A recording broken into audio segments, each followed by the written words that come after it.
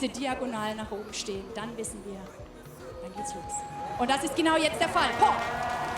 Absolutely. Well, you'll hardly be able to hear me with that kind of noise. I'm not going to say a whole lot. Hungary and Germany and Spain all within fractions of a second of each other in the heat. And the fastest of those were Hungary. Those are the three favourites to go through. France, of course, will be lifted by their fans as well. Magnificent sight now as the sun comes round on these paddlers.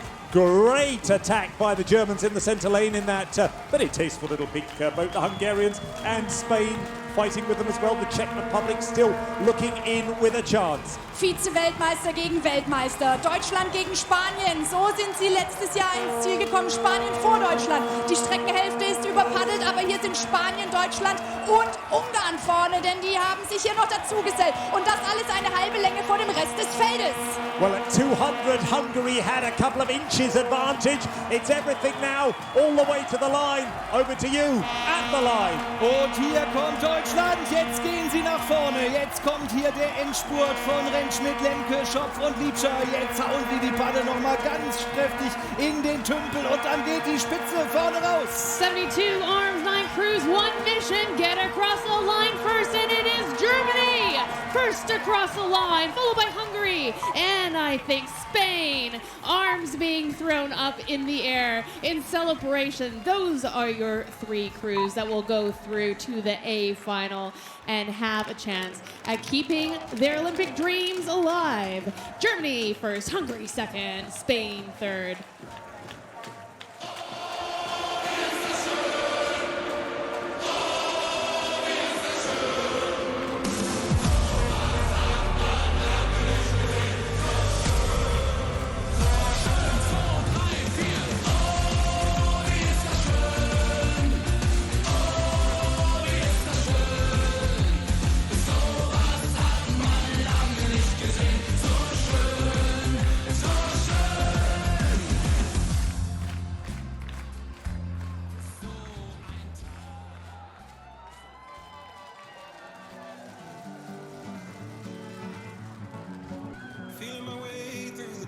So, wir machen noch mal eine kleine Pause zum Luftholen, liebe Freunde, denn gleich geht es weiter mit den ersten A-Finals. Es geht um Gold, Silber und Bronze. Um 14:27 Uhr ist der Start für die VL1 Damen und 8 Minuten später der für die VL1 Herren. Das machen wir vor der nächsten Pause auf jeden Fall noch. Wir verteilen schon mal Medaillen, damit wir wissen, was nach der Pause kommt. Denn heute insgesamt 15 Finalrennen am heutigen Tag. Die ersten beiden, wie gesagt, gleich nach der kleinen Pause. 10 Minuten noch.